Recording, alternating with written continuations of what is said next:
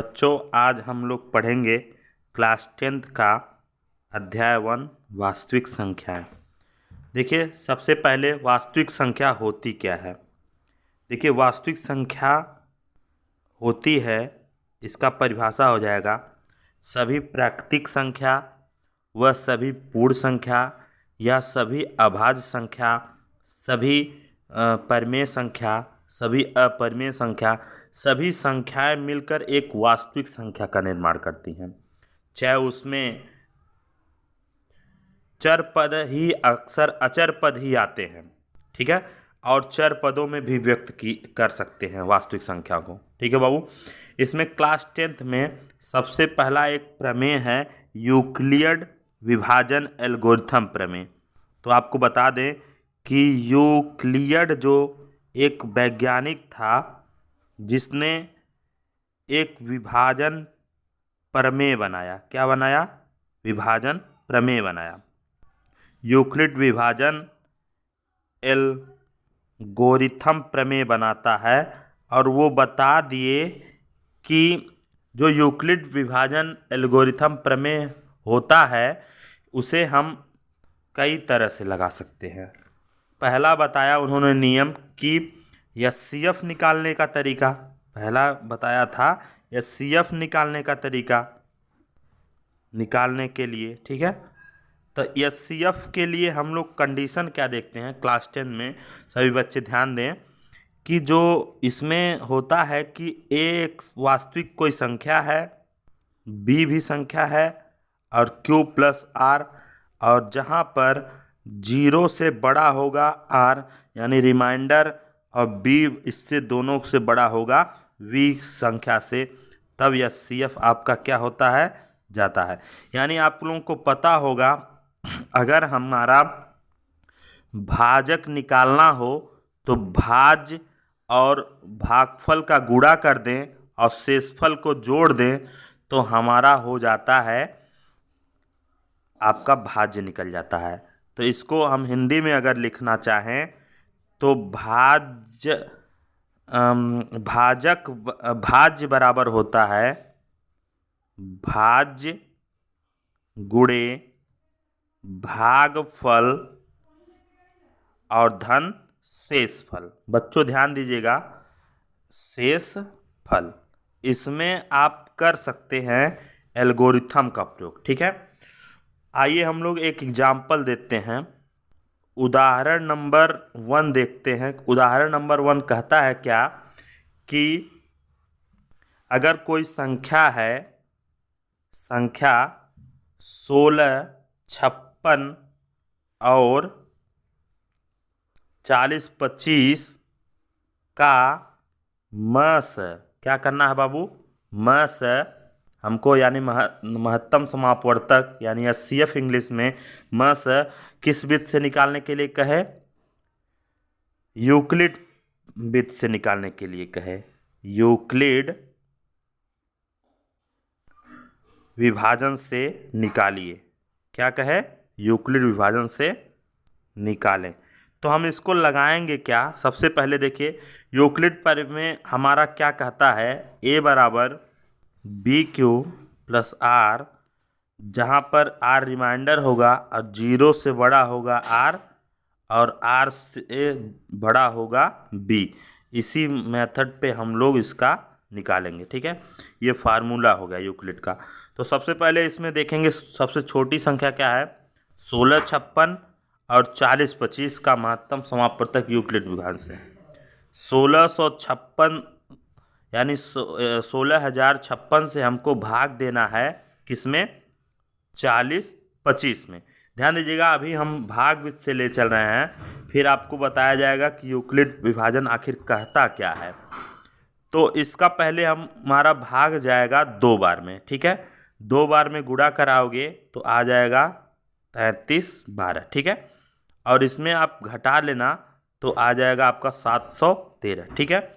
यहाँ पर आप ये मेथड लिखना कि जो हमारा 40, 25 था वो किससे कटा है बाबू? पहले 40, 25 किससे कटा?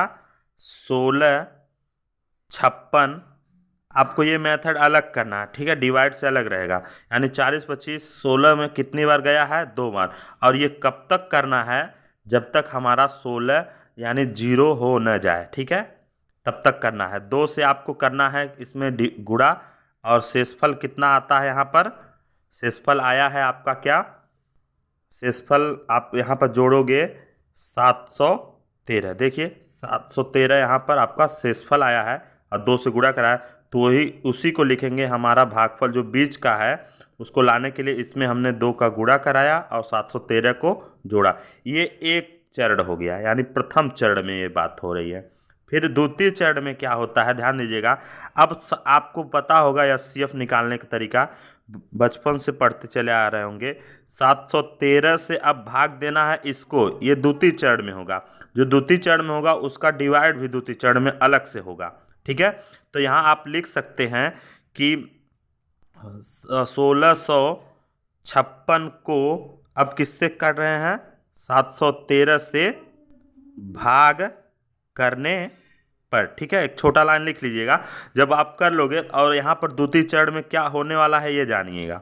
यानी हमारा 1656 में आपको काटना है, तो यहाँ पर आप 1656 को कितने से कर दिया जा रहा है, 713 से। तो यानी 713 आपका यहाँ लिखोगे 713, और कितनी बार जाने वाला है, यहाँ देखिए 1656 को आप भाग दे रहे हो, तो 1656 ये भी 2 बार जाएगा। यहाँ आ जाएगा आपका 14 26, तो यहाँ पर 6 में से 6 जाएगा 0, और 5 में से 2 जाएगा 3, 6 में से 4 जाएगा 2, यानी 230 हो गया। कितना हो गया, 230। तो यहाँ पर आपको लिखना है कितनी बार गया है, भाग हमारी 2 बार गई है। तो 2 बार ले जाने के बाद और आपका शेषफल कितना आ रहा है, यहाँ पर जोड़ देना, शेषफल को जोड़ना है बाबू 230। ये द्वितीय चरण में हो गया। एल्गोरिथम प्रमेय कहता है कि हमारा 230 क्या कर लेंगे, इसमें जोड़ लेंगे जितनी बार गया। अब फिर 230 को अब आगे वाले स्टेप में फिर लिखेंगे। आगे वाले स्टेप में करना है आपको कि 230 को भाग करना है किससे, 230 से। यानी यहाँ पर लिखेंगे 713 को 230 से क्या करने पर, भाग करने पर, ठीक है।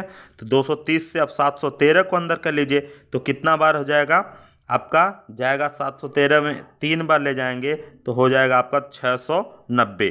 3 आप भाग देकर चेक कर लीजिएगा, 11 में से 9 जाएगा, कितना बचेगा बाबू, 2, ये 23। अब जब तक आपको बताए हैं कि यहाँ जो हमारा प्रमेयिका कहती है कि जब तक यहाँ शेषफल 0 न हो जाए तब तक हम इसको हल करते रहते हैं, ठीक है। तो अगले चरण में हमारा आया कितना, देखिएगा ध्यान से। यानी 713 को 230 से भाग दिया गया है, तो यहाँ पर लिखेंगे हम लोग कि 713 तृतीय चरण में हो रहा है, तो 713 गुणे 230 में कितने गुणा कराया गया, 3 का, भाग गए हैं 3 बार, और शेषफल कितना आया है, 23, ठीक है। अब आपको अगला 23 से भाग देना है। तृतीय चरण में क्या हो रहा है, ध्यान दीजिएगा। यानी 723 से कितने में भाग देना है हमको, 230 में भाग देने पर, में भाग करने पर, या ऐसे भी लिख सकते थे 230 में 23 से भाग देने पर। तो आपको बता दें कि 23 से भाग देने पर 230 में कितनी बार जाएगा, 10 बार में आपका 200 यानी 23 कट जाता, 23 का नाम 23 देखिएगा, और 0 बढ़ा, 0 को काट दिए, ठीक है। यानी हमारा चतुर्थ चरण में हो जाता है क्या, कि जो जितनी बार भाग गया है, यानी किसको हम काट रहे हैं, 230 को, कितने से काट रहे हैं, 23 गुणे 10 बार, और शेषफल कितना आया बाबू, 0। तो यहाँ पर आपका ये एल्गोरिथम प्रमेय का क्या हो जाती है, शेषफल 0 हो जाता है। जब तक 0 न हो जाए तब तक आपको काटना है। अतः यहाँ जो काटा, कौन काटा है, 23 ही पूरे इस 230 को भी काट डाला, यानी 23 ही इस संख्या को आपको, यानी 425 को भी काट डालेगा। यानी इसका एचसीएफ जो होगा 1656 और 40 25 का, वो हो जाएगा हमारा 23। क्या हो जाएगा बाबू, एचसीएफ बराबर 23 क्या हो जाएगा, आंसर हो जाएगा। ठीक है, किसका आंसर है ये? 16, 56, 40, 25 का। ठीक है, सबको आई बात समझ में?